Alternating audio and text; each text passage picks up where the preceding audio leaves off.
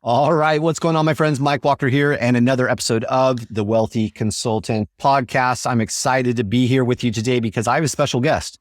It's not just Taylor. It's not just me. We actually have somebody that is legit family. And I don't just mean that figuratively. I mean that literally. I have Mr. Payton Welch with us today. Payton, what the hell is going on, my friend? Dude, I am honored to be here. I know people probably got on this and they saw my face and they're like, did Taylor get younger overnight? No. I am my own person. Love that. Love that. Awesome, man. Well, I'm excited to have you here. You and I have been working together for a long time. I know about you, but let's give the audience, our listeners, give them some insight, man. What's your background? Because they may or may not know like all the different dynamics that you've brought to the table over the years, working with side by side and even, satellite to Taylor. Fill us in a little bit. Let us know your background. Yeah. So anyone that does know me probably knows me like in the sales space, in the sales world. So I wasn't born with any sales ability. I didn't come out of the womb closing deals or anything. Like, I hear stories of like people that are like legends in the sales space. And it's like, oh man, they were just born to close. And I was not really born to close at all. Okay. I didn't want to be in sales. I feel like nowadays, especially too, we all grow up and there's just a stigma around like salespeople in general. It's probably Belford's fault, honestly. Let's be honest. And so I didn't want to do it, but I got to a place where I think I was 21, and I realized like, oh, you have to make money in order to like eat and pay your bills. You don't just get to have your parents do that for you all the time. Right. So I got a little bit. Yeah, there is. So I got in, I was a cold caller at a real estate investment company. And that's where I first like really got my first taste of like, oh, there's a mental chess game here that is very hard to play. And It's not, you just pick up a phone, it's just easy. And so that's where I started cutting my teeth. Over time, I don't even know if you know this story, but the first time I got my big like closing opportunity, like it was with traffic and funnels around 2016, 2017. I had gotten relatively good as like a setter, as a cold caller, but I didn't have closing experience, but that's where I wanted to go next.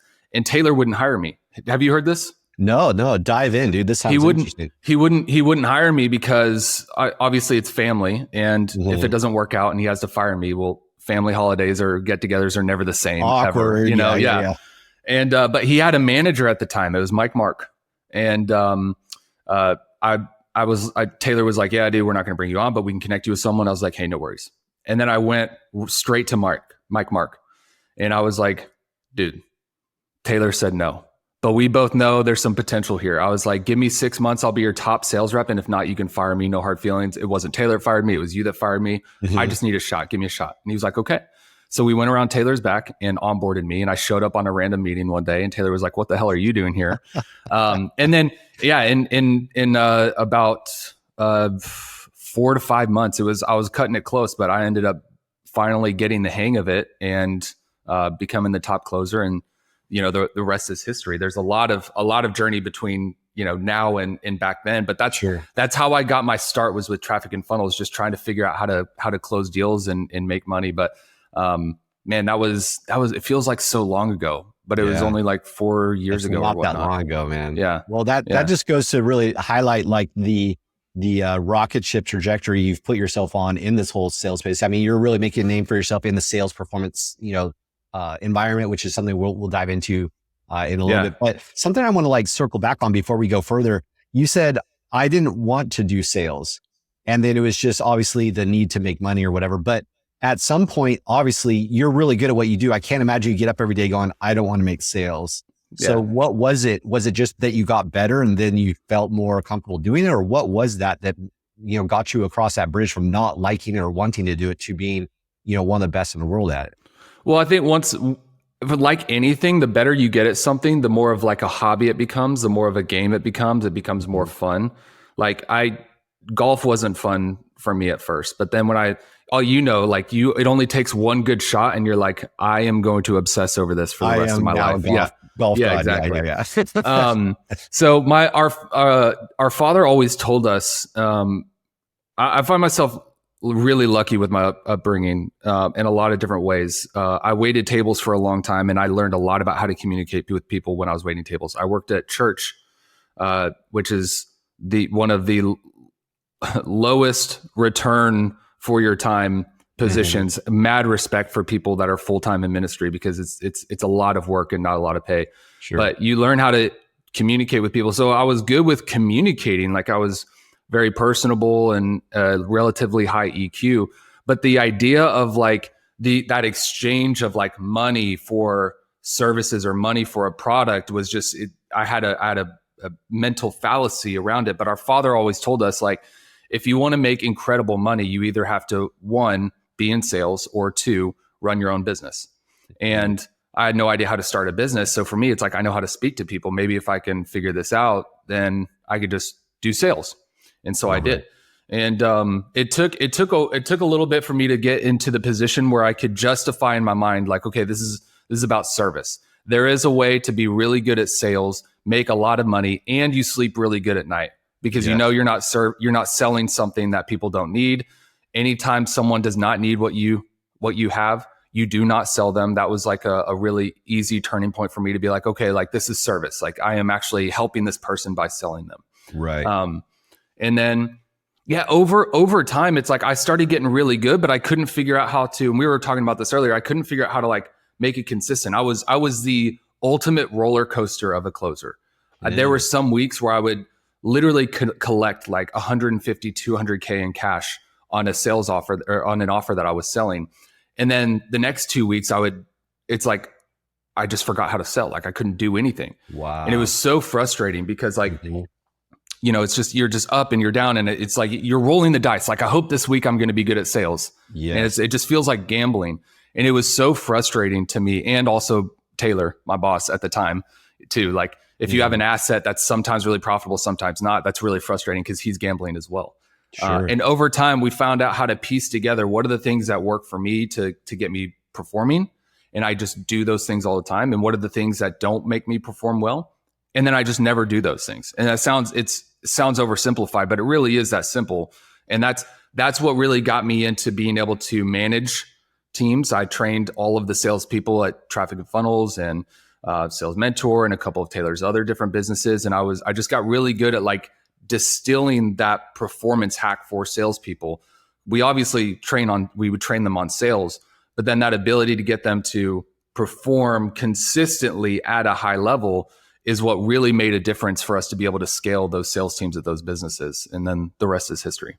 Amazing. Yeah. And the thing that comes to mind as I'm listening to you talk about is it's like being a high performance sales professional is like being a high performance athlete. Because you can learn the fundamentals, you get, the muscle memory, and you can do the repetitive things. Like I know how to throw a free throw, like I've done that a billion times. And yet to your point, then all of a sudden for a week straight, I can't freaking sink a basket to save my life. And yet I'm a professional. What the hell is going on? Well, obviously it's not the mechanics. Obviously in most cases, my health and all these things are being monitored. I'm in peak state, and yet I'm still missing it. So what is it? It's between the ears, right? It's something it's a mental game at that point. And the higher and higher up you go, I feel like this is where that sales performance piece is. So you're really good at finding that attribution. I've heard you train some of the people, on our client base. You come on every single week inside Chamber and talk to our clients and even in Launch Kit as well, and train the sales client. By the way, I should say this little caveat. Your sales clinic calls are the most highly attended and highly anticipated calls that we do every single week. So you're obviously doing something good, man. I've been attending them too. Let's go. And so it was really popular stuff. So it just speaks to what it is that you're communicating, because you're not just like talking about scripts and like do this, do that. It's not necessarily always linear, black and white. To your point, it's a very nuanced, and it's kind of about finding these flow states. So what can you share with our listeners today that maybe they've struggled with it, or they're trying to crack through the ceiling and finding themselves in their sales role or requirements? What does that look like? How do you get to that peak sales performance? Yeah. So I think first and foremost, like finding attribution is a skill set.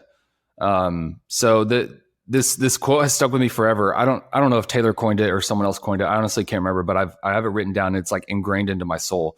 It's there should be nothing in my life that I do not have attribution for. There should be nothing in my life that I do not have attribution for.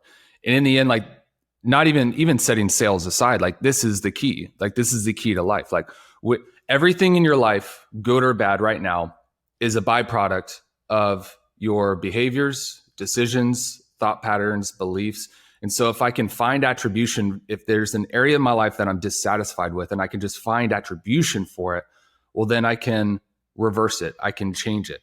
But so many people today, they just don't know how to think. Like they don't know how to find attribution. The school system doesn't teach anyone how to think. They just teach you how to memorize and be a robot. That's right. And so if you can learn how to think and find attribution, then you can analyze, why is this area of my life that I'm dissatisfied with? Why is it here? What did I do to contribute to this? And if I find that, then I can just do the inverse.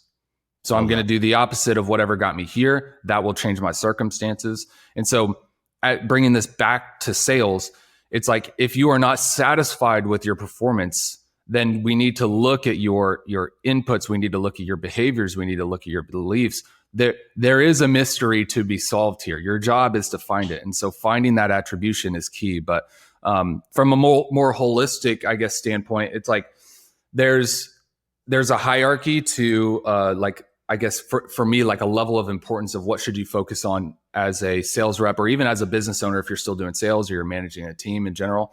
Mm-hmm. But the first tier is like super easy. It's just like, well, what are you selling? What are the offer? Like, I don't care who you are, whether you're Elon Musk or Tony Robbins or Jordan Belfort or any great salesperson that you can possibly think of. If they don't know what they're selling, they're not going to be great at selling. They can't sell it. They don't know the specifics. They don't know how to position the value proposition. So the first tier is like easy. It's just like, well, what do you sell? Like, what are the value? What's the value? What are the benefits? Why does someone need this? Who needs it? That's just the top. You have to believe in tier. It, right? Like, easy. Yeah. Well, that's not even belief yet, just understanding. Because you can sell something that you don't believe in. Yeah. Jordan Belfort.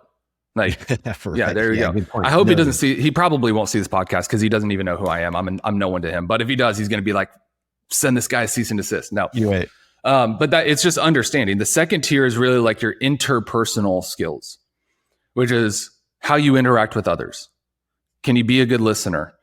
How to Win Friends and Influence People. Great book for starting point for anyone new that's wanting to get into sales. That is your interpersonal skills. My ability to use tonality, my cadence, my dialogue skill set, being able to be a good listener, eye contact, all of that stuff is the next tier. Very important. The base and the foundation, the most important part is actually your intrapersonal skill. So interpersonal is how I interact with others. Intrapersonal is like, how do I interact with what do I believe about myself? Yes. Like what Ryan Holiday calls it, the inner citadel. I think Marcus Aurelius called it like the inner locus of control. So there's a relationship you have with yourself. There are beliefs that we have about ourselves. This is what leads to like self-confidence, certainty, authority.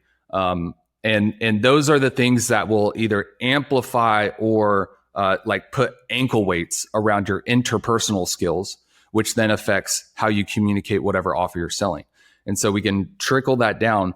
Most problems that we see or that I see in clients or in sales reps, it's like, yeah, there's an interpersonal, like they said something that was dumb or they shouldn't have said, but then we can trace that back to like, okay, why did that happen? Like, why did you show up like this today? Why weren't you sharp enough to be able to recognize, oh, the prospect said this, it's important.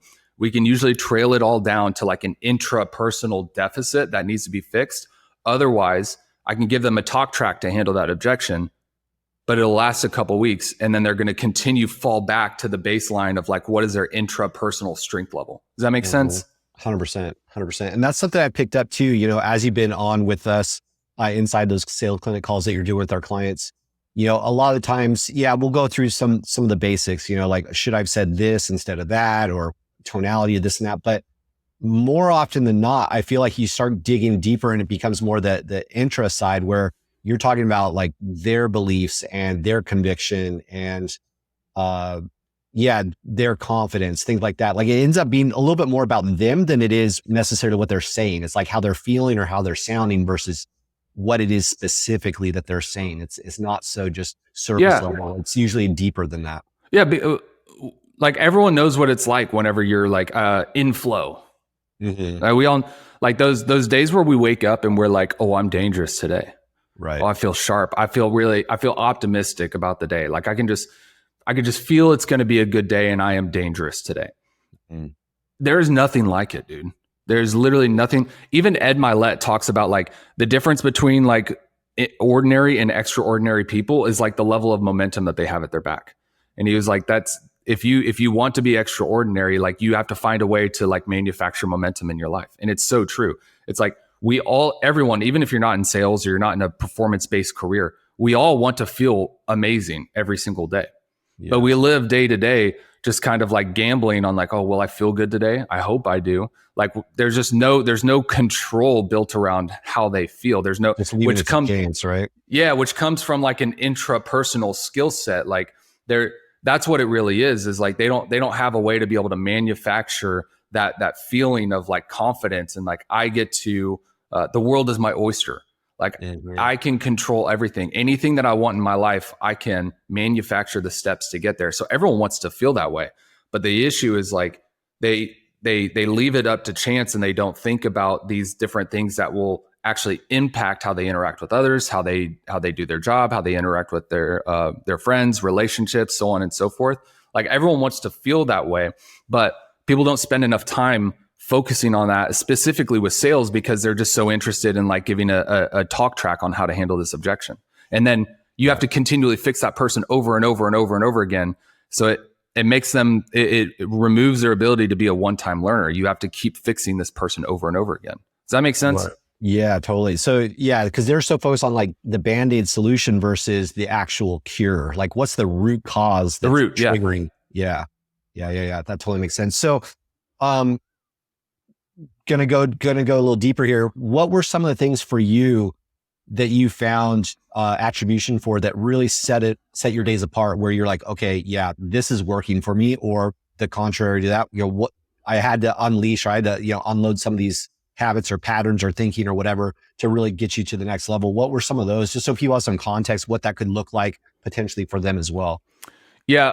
So I can say what worked for me and what works for a lot of my clients too. I mean, first and foremost, like journal, get a notebook and journal. I know it sounds like woo, and it's like, it's not a diary. Like you're not a teenager, like just writing down like, oh, I hope Jane goes to the dance with me or whatever. It's like, this is journaling is a process of like self-documentation.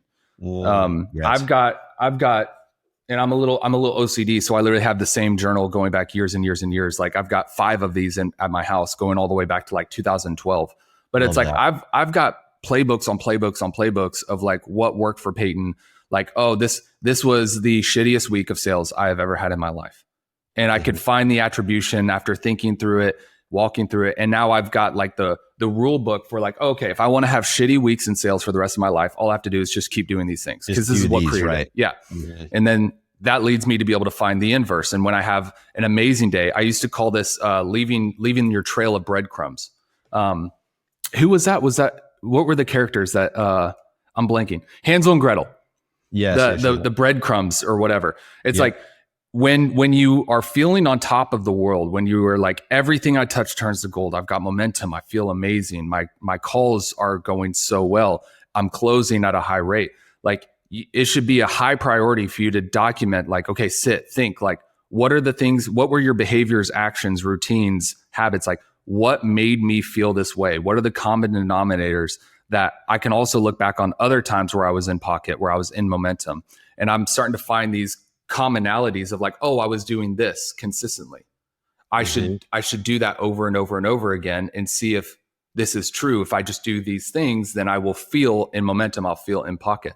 And so like, one, just get a journal. Okay. Like simple. But 2, I remember Eli Wild said something a long time ago, and it's like you hear it and you're like, okay, that's not profound at all, but it actually is. You've heard it too. He was like, and I can't remember who he got it from, but he was like, when you squeeze an orange, what comes out? It's not a trick question. It's orange juice. Right. Because the only thing that can come out is what's already inside. And so what comes out when you're squeezed? It's like, okay, well, that's a good question. It's like, so if I want certain traits in person, like if I want a certain feeling, when I'm squeezed, if I want to show up and be like still confident and secure in myself and ready to perform at the highest level possible, regardless of what's squeezing me. If that's what I want to come out, then I have to put in those things. I have to consume things that inspire me, that make me feel strong, that grow me as a human. It builds my self-confidence. So it's like consuming things that fill the deficit in your life. If it's confidence, then you need to consume things that grow you and make you feel more confident. And like, wow, I'm learning, I'm growing. If it's, anything else, then you can consume those things that build that or cover that deficit that you have. And then documenting so that your retention increases. And so I never have to deal with this again. Like that can be like the most simple way for you to fix any kind of performance issue that you have in your life is consume the things. Don't scroll through just Instagram and TikTok or the news. Right. I won't start there. Yeah. Like we consume things all the time that are actually affecting us, whether we know it or not. Like be intentional about consuming the things that will increase where you need increase, and then document and journal and keep this. What it creates is a stencil for any time that I wake up and I'm not feeling the way I want to feel. Well, I've got a stencil that I can just fit myself into, and then I feel better. I feel like I'm in momentum. I feel I'm confident. That can really be like the savior for anyone that's struggling with performance, especially in sales. Yeah. I love that. Well, and I know as we're wrapping here, like you're dealing with individual clients, teams, et cetera. They're contracting you to come in and help them find that sales performance, that peak state. What do you suggest? Like when you're interacting with people, is this something that, only existing teams should be looking into? Like who should be coming to you to contract your services? Who's your ideal client that you've been making the most impact for? Just so that people can understand, like, hey, this guy obviously knows what's up. Is he a good fit for me? Like, let's learn more about what it is that you do and who's right for your services. Cause it sounds, phenomenal. Everybody wants to improve sales, but like, I know not everybody has access to you. So let's kind of put some context and rails on that. Sure. So I am a sales performance trainer. But I've got some clients that aren't even really in sales, but they notice like a performance deficit and they see like, oh, your sales clients are like doing better. Like I want to feel that way in my life or whatever. I don't do management. So anyone that's looking for a manager, like I can refer someone out to or whatever, but it's less management and it's more the training and instilling performance habits that will get this person performing consistently at a high level. So anyone that either you've got a team of salespeople that are, at least close, like they have to be able to perform. I don't take anyone from like 0 to hero, but like anyone that's like doing just good enough or average. So it's like, if you're at a 20% closing percentage and you're like, I should be at 30, I should be at 40. Like that's a good fit for me. Anyone that has a team of salespeople and it's like, they're converting, we're profitable, but I keep having to fix the same issues in these people. I'm getting impatient and really frustrated at the sales team because I can't get them to like really lock in and remember these things, or they're closing at 20 to 25%, but like our product's amazing. Our marketing is amazing. This should be 10% higher. That's really my bread and butter right there is being able to instill these things that, we've just been talking about into those reps, even like I've got a couple of sales directors, sales managers that I work with. Like those are really the ideal clients for me that I've seen have gotten like the most a growth and like increase in their business and their life too. Because when you fix these things professionally, like there is a huge like positive leak into your personal life. 100%. I could totally see that, and that's what's so cool about what you do is like, to your point, you're going to see that sales lift. I mean, I've seen it. I've already seen it. So I'll just tell all our listeners here, like bringing Payton in and having him add even a 5 or 10% lift to your total sales operation pays for itself within days or weeks. Like it's a no brainer, it's like putting, just an accelerant on the fuel that you already have. So, I'm one of your biggest fans. I'm so thankful for what you do for our clients here at Launch, inside Launch Kit and Chamber. I know they all do too. You see all the comments. I don't have to tell you about it, but how do let's close. How do people find out more about you? How do they contact you? What's the best way to get into Payton Welch's world so they can learn more about sales performance for themselves? I mean, right now it's basically Facebook. I've got a new site that's being developed. Shout out to Beejel. Nice. But right now, I mean, honestly, Facebook is going to be the fastest way to get a hold of me. It's facebook.com/the Payton Welch. Nice. That's where I put all my content right now. Soon, I'm going to have a couple different products and a site and whatnot where you can find out more about me. But I mean, Facebook right now is basically my website, my homepage. Yeah, that's where people hang out anyway. So that works. That's probably the easiest anyway. Cool. Awesome, man. Well, hey, thank you again for, investing your time here with us again. Any closing statements, anything you want to end on? Would love to have you take us out here. Man, read books and journal. Like the one of the simplest ways. It's also really funny. Like some of my clients are pretty. I've got a handful that are pretty high level. Like they're doing a lot. You would recognize their name, but then there's still like these performance deficits, these areas of life that they're dissatisfied with. And really what it comes down to are like the simple things that are easy to do, but like Jim Rohn says, like easy to do, easy not to do. Yes. Like, man, like consume things that inspire you and build your confidence, journal so you can retain and start to put together a playbook for like what gets you performing at the peak of your abilities, and then just rinse and repeat. I would say like that's it. Read books and journal. Read books and journal. Boom. Love it, guys. Awesome. Well, hey, thank you for joining us, guys. I'm glad you're here. This was another fantastic episode. Obviously, you can find us more on the podcast. Follow us, share it if you so are inclined. We love you guys. Appreciate you. And we'll see you on another episode. Payton Welch. Thank you, sir. Appreciate Cheers. you. And we'll see you on the next call, guys. Take care. See ya.